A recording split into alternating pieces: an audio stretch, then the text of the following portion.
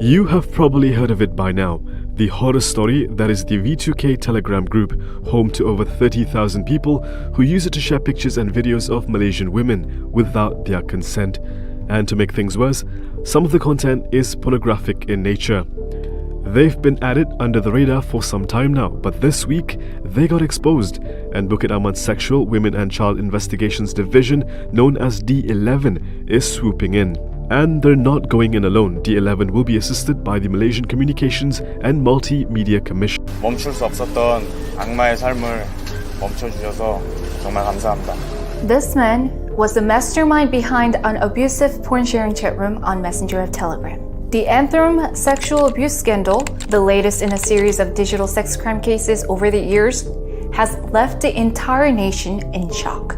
In a number of chat rooms, the victims, including underage girls, were allegedly forced to perform gruesome torture sex acts, such as carving the word slave into their skin. Faktor-faktor berlakunya jenayah seksual digital melalui aplikasi chatting. Taktik yang digunakan adalah taktik tipu helah dengan menggunakan ayat-ayat manis dalam memerangkap mangsa ke arah jenayah ini.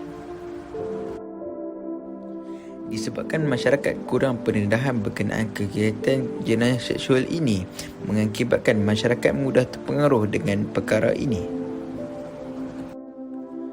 Penguatkuasaan undang-undang yang longgar menyebabkan kegiatan jenayah seksual ini semakin meningkat hari demi hari. Mangsa mudah terpedaya dengan tawaran yang ditawarkan oleh penjenayah untuk melakukan kegiatan jenayah ini. Secara jelas, kegiatan ini dapat mengaut keuntungan yang besar, mengakibatkan mangsa mudah tertarik dan terpedaya dengan hasutan oleh penjenayah.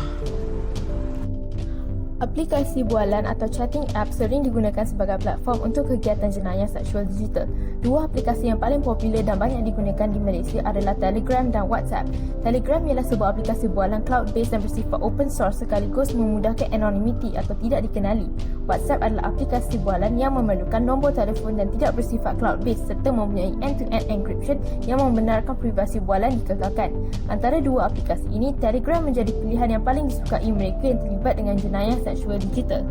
Kajian kes pertama adalah mengenai V2K Group dari Malaysia di Telegram. Kumpulan tersebut mempunyai 33,000 ahli dan menjadi tular pada 1 Oktober 2020 apabila seorang mangsa berkongsi di laman Instagram bahawa gambar peribadinya telah disalahguna di dalam kumpulan tersebut. Siasatan yang lebih lanjut menunjukkan bahawa kumpulan tersebut bukan sahaja berkongsi gambar tidak senonoh tanpa izin wanita, tetapi turut berkongsi pornografi kanak-kanak bawah umur dan video-video peribadi di rumah yang digodam dari CCTV secara haram. Ahli-ahli kumpulan tersebut terdiri daripada lelaki yang masih menuntut di institusi pengajian tinggi, sudah bekerja, sudah berkahwin dan juga golongan yang mempunyai wang. Setelah tular, ahli-ahli kumpulan ini bangga dengan promosi kumpulan mereka dan menyatakan mereka tidak bersalah kerana mereka tidak benar-benar merogol atau mencabul seseorang. Mereka juga membuka banyak lagi kumpulan Telegram sebagai backup sekiranya kumpulan itu ditutup oleh Telegram atas arahan kerajaan. Kajian kes kedua pula melihat kepada Ant Room, juga satu lagi kumpulan jenayah seksual digital di Telegram. Ant Room merupakan sebuah kumpulan yang berpangkalan di Korea Selatan dan mempunyai lebih 260,000 ahli. Kumpulan tersebut menjadi tular setelah sebuah laporan khas pada November 2019 oleh Akbar Han Gyore dan Kuk Min Ilbo pada Mac 2020 mendapat perhatian awam. Berikutan skandal Burning Sun di Korea Selatan, Ant Room telah didedahkan sebagai sebuah kumpulan yang bukan sahaja berkongsi gambar dan video tidak senonoh wanita dan kanak-kanak bawah umur melalui kamera spy Molka, tetapi juga mempunyai maklumat ke semua mangsa-mangsanya yang telah ditipu menjadi model. Salah seorang pemilik Ant Room dikenali sebagai paksa atau doktor didapati turut memaksa mereka merakam video dan mengambil gambar dalam keadaan tidak senonoh sebagai bayaran untuk tidak menyebarkan maklumat mangsa kepada ahli-ahli kumpulan tersebut. Reaksi masyarakat dan juga badan perundangan terhadap kedua-dua kes ini adalah sangat berbeza. Di Korea Selatan, selepas kes tersebut menjadi tular kerana laporan penyiasatan media, ia telah membawa kepada 2.3 juta rakyat Korea Selatan menandatangani sebuah petition Blue House yang meminta muka dan nama pesalah didedahkan kepada awam. Petition itu ialah petition yang mendapat tanda tangan paling banyak dalam sejarah petition Blue House. Hal ini telah membawa kepada penahanan lebih 90 orang pesalah dan identiti paksa dan 2 orang lagi didedahkan kepada umum. Mereka dikenali sebagai sebagai Cho Joo-bin, Moon Hyung-wook dan An Seung-jin.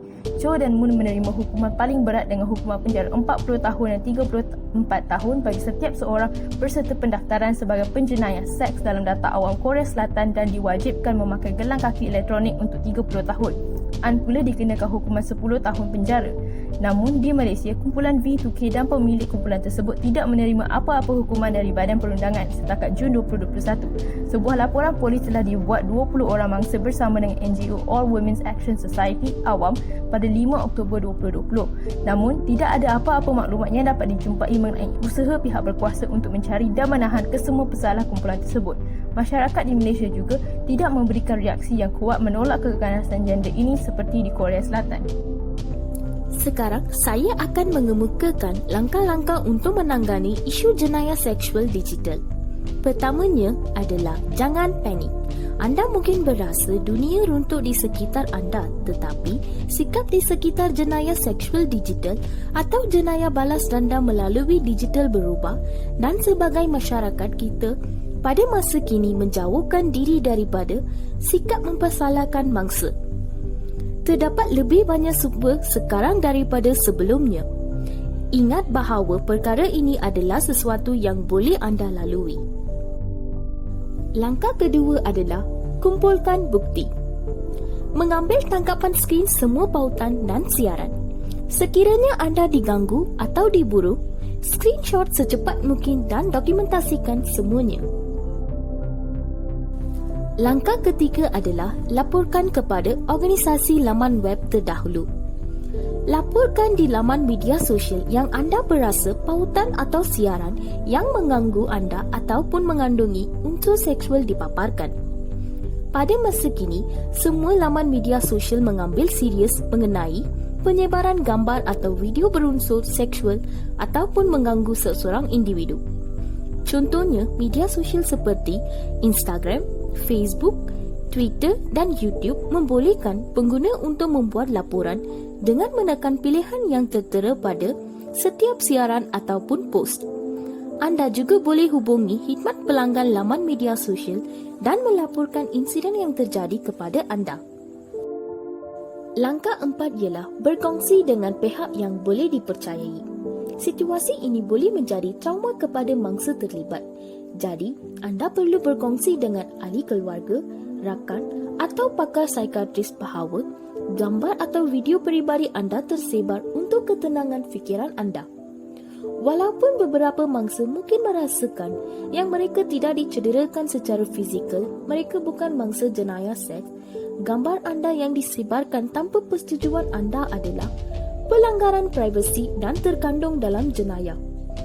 Kita harus sentiasa menjaga diri kita supaya tidak menjadi mangsa trauma ataupun kemurungan untuk hidup dengan sejahtera.